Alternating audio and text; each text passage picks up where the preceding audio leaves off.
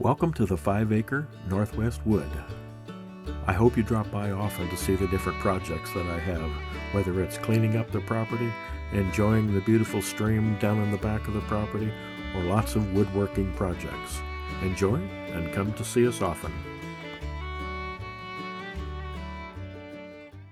If you have watched some of the other videos on my channel, you may have noticed a huge greenhouse. Today, I would like to feature the greenhouse and show you what it has taken to bring it to the property and assemble it.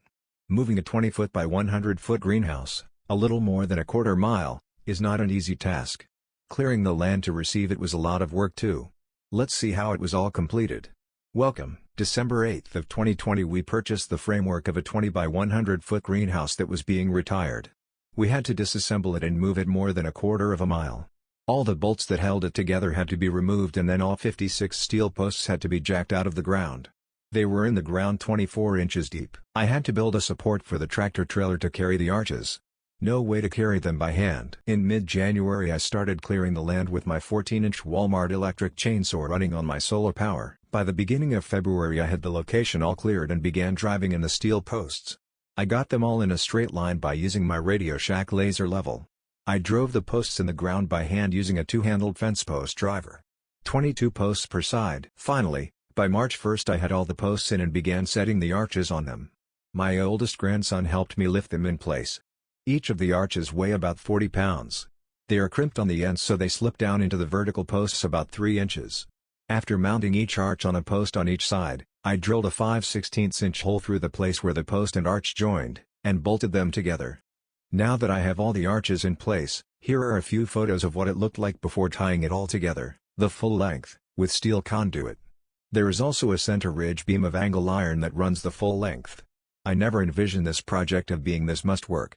And, most of the work I did myself, at a pace I could handle. Next came a totally different type of construction. I had to tie the entire structure together with pressure-treated lumber. I used 2x4 boards on the outside where the arches met the vertical post. I used 2x10 boards at the bottom of the sides on the outside of the posts. And then finally, I used 2x4 lumber to frame in the ends. The ends were then covered with ridged clear plastic. It is now April 16th. There has been a lot of rain and snow that held up the project. But the wooden framing is finally complete. The weather was windy and not a good time to be attempting to put a sheet of plastic 40 feet wide and 100 feet long over the top of the frame. I decided to wait till the weather changed. In the following days I built 3 potting benches. They are constructed of pressure-treated lumber. The legs are 4x4 posts with the supports for the top built of 2x4 lumber. Then 1/2 inch thick by 5.5 inch wide cedar boards 6 feet long, make up the top. The top is then covered with heavy 6-foot field fencing material. That will hold the weight and allow the pots to drain when watered. It's finally time to put on the first of 2 sheets of plastic. The first sheet is transparent. The second sheet is translucent. The sheets are rolled up in these sacks and are 125 feet long. They are too heavy for one person to lift. Now you can see the first sheet in place. It is clear. To unroll the plastic, the roll was placed on a hefty piece of pipe between 2 tall step ladders, horizontally. Then, as it was pulled out, it was also unfolded and pulled for more than 85 feet to the other end of the greenhouse. Care had to be taken not to tear or snag the plastic on anything. By April 29, the greenhouse was ready to go. June 19th. You can see that the weeds are growing great inside the new greenhouse. Not much in the greenhouse right now. It's winter. As you can see here, there's some snow that slid off the roof that's still there. Snow alongside the fence where it slid off the greenhouse. A lot of things have been installed, fans in the ends and so forth like that. There's a crank there you see that cranks up the sides to let air in the summertime. It's all wired with electricity, so I have lights inside. This is a garden hose manifold that connects one hose to 8 different valves. This manifold uses the Rainbird timer. Chicken wire stretched on the inside to keep the varmints out of the greenhouse. Because it's nice and warm and moist in the greenhouse, we need a bug catcher. Here are pots ready to be planted and filled with soil. Some little plants here left over from last year. I wired in this type of light receptacle.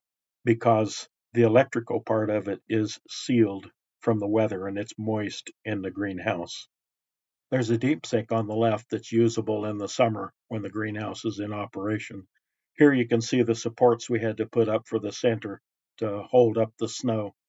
Conduit protects the wiring so it doesn't rub against the frame. Here you can see a rack on the left that holds up the 2x4s when it's not snowing. Two 50-foot hoses connect to this water station.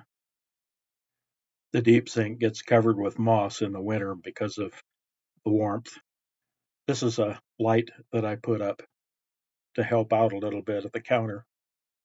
Access for fans to keep it cool in the heat of the summer. Here is the watering controller for the greenhouse. You probably wonder why there were two sheets of plastic covering the greenhouse. The two sheets are layered on top of the pole structure of the greenhouse, and there is a fan that blows air between the two sheets and inflates the covering of the greenhouse to keep it cool in the summer and warmer in the winter. It's about a 3-inch thick airspace of insulation. I hope you enjoyed watching the construction progress of the big greenhouse. It was a lot of work, but it's been worth it. Thanks for stopping by the 5-acre Northwest Wood. Give a thumbs up for me at the bottom of this video, and make some comments too if you'd like. Stop by again and see us at the 5-acre Northwest Wood. Subscribe if you haven't. We'd love to hear from you. Bye-bye.